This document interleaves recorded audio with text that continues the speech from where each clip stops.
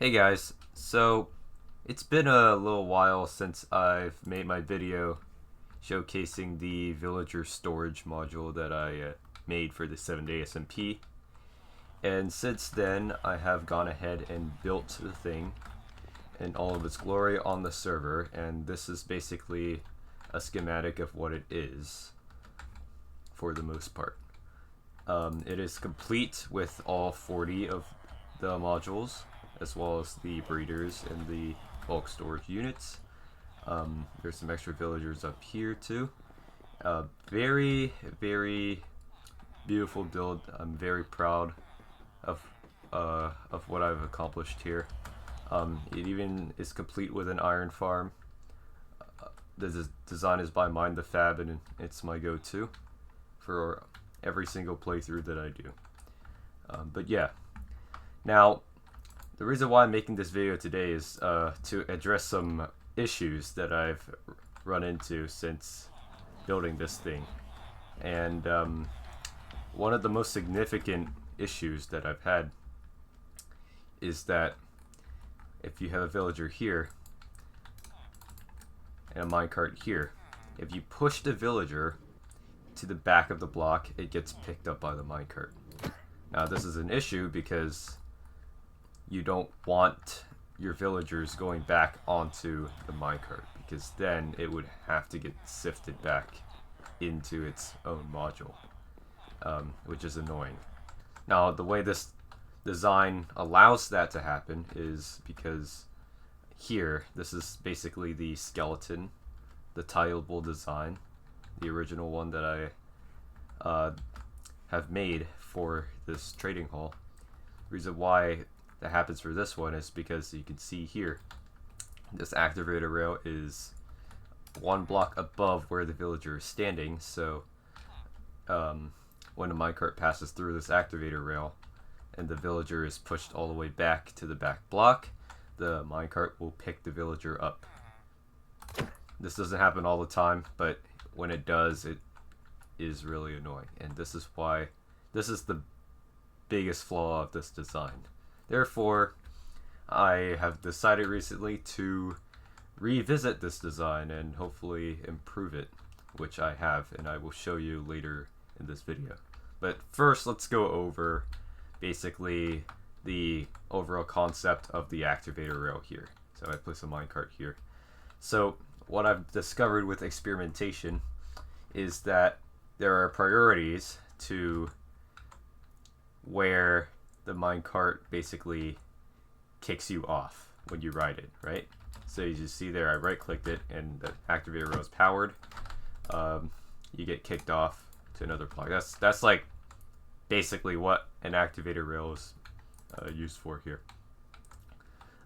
So basically there are priority levels that I've color-coded here, and you can see in these blocks. So basically, so green basically is the first priority. That's just basically any block that's next to the rail here. So, or I should say next to the block the rail is on. So basically I have that, and if I break this, the next priority is yellow, which is above the block the rail is on. So you see that, and then it also works diagonally here. So if I do that, that's good. If I break that, then it goes to the orange below, and finally, if I break the orange, well, I'm flying, but it just spawns me like on top of the minecart, like on top of the rail. Some extra rules here. Of course, it prioritizes straight lines over diagonals. So if I have this and this,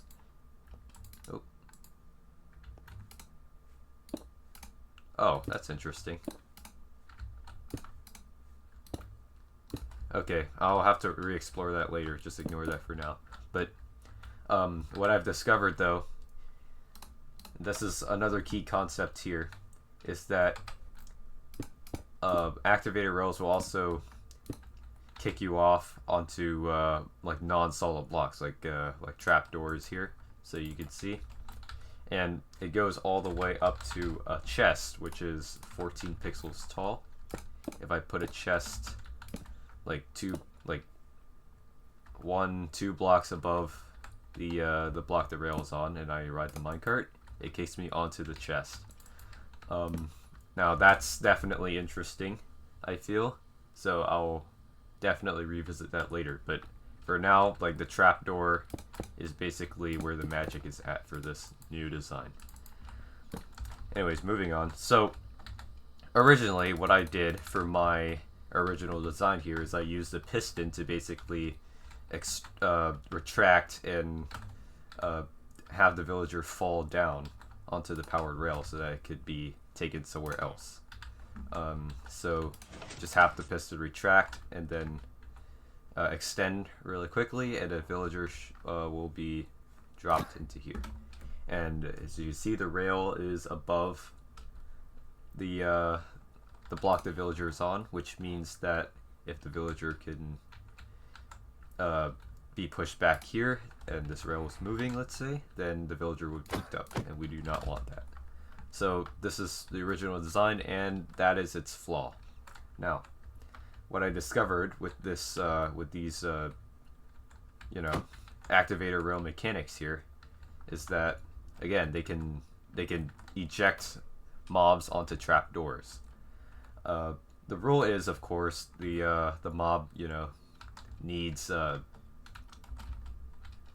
basically empty space for it to spawn. So basically, with the villager's hitbox here, it needs the full 2 blocks. So as long as this block above the 2 blocks above the trapdoor is clear, it could be like a top trapdoor or a top slab. As long as it's not a full block, the villager will be ejected onto this trapdoor. And then, if you use a lever, let's just get one here to power this trapdoor. Oops, wrong one. Same thing happens with this, but you know, there's no piston. It's just a trapdoor. The villager just falls right through, and there you have it. Another thing is, I also, you know, to prevent the villager from backpedaling into the rail for the minecart to sweep him through, I added this trapdoor here so that to add the extra collision to protect the villager from getting caught in the minecart. It's also interesting to know that when a minecart ejects a mob, the mob always gets ejected to the center of the block. Now, this here is another redesign I made, and the difference between this and this is that now the activator rail is fully below the trapdoor where the villager is supposed to stand on. Now, this is even better than above because, again, like, you don't want the minecart to pick up the villager, so having the minecart completely avoid the villager by like running the rail below where the villager is standing basically solves all the issues. Now, again, I found this out by complete accident that you could do this, and the good thing is the priority makes it so that the mob will get ejected onto the top block, or the block above the level of the rail. So that means it's, instead of spawning the villager here, which it totally could, it would spawn here instead because of the priority, which saves me a lot of trouble, of course. But as you notice, this block is solid, which means the villager will suffocate as it passes through this rail. And we fixed that with our final design here, the mangrove root.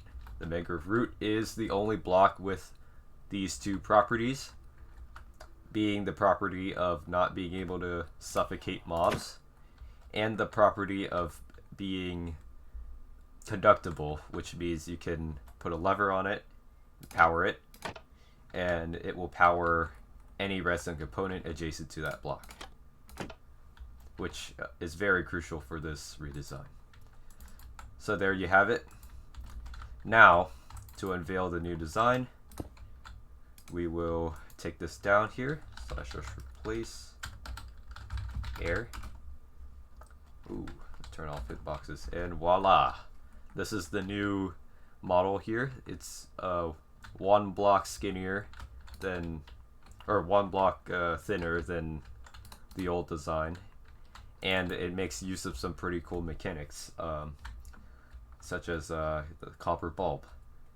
Now, unfortunately, because it uses a copper bulb, you can't use this design on servers older than 1.21 when copper bulbs were added along with trial chambers.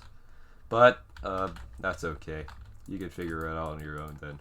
So, this design is basically the same concept of the older designs. Like, there's an activator rail here and a power rail here that is to extend to other modules down this line, and again, it's tileable.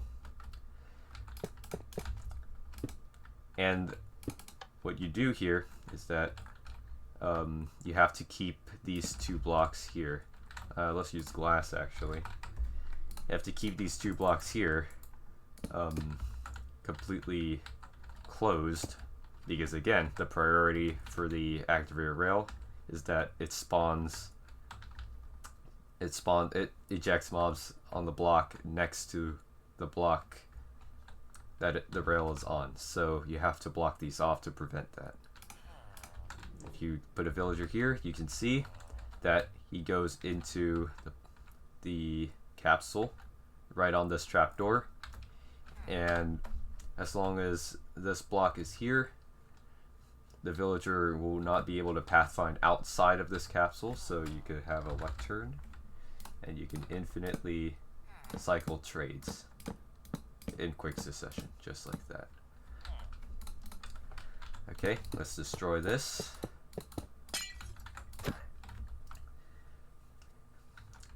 And the thing about the copper bulb is that it basically serves as a T flip-flop, a 1 block T flip-flop at that. So it's pretty awesome. It's exactly what we need, because we want this trapdoor to only flick when the lever gets powered on, because we want to basically leave the lever off when the villager spawns on, or gets ejected onto this trapdoor. The beautiful thing about this mangrove root here is that, again, it's conductive, so this observer right here can power this trapdoor through this mangrove root while allowing this villager to not suffocate, basically. With this old design, with the piston being here, you can't really put the activator rail underneath the block here, which is why trapdoors kind of come in clutch in this new design. Overall, it's very sleek. I am very proud of this design. It eliminates that integral issue, which really bothered me while I was designing the original over there. Yeah, what's next? I guess all the other components of the Ultimate Villager Trading Hall, a better transport system, allowing you to basically insert villagers from the outside, I'd say is pretty important. Also, zombification. Yeah, I still don't have like a design that I particularly like about zombification. The one I put in there, it kind of sucks. So yeah, that's what's next. But for now, this I'm happy with. This is one of the most important parts of a villager trading hall, and it's safe to say that it's done. Anyways, thank you for watching. That's about it for now. See you later.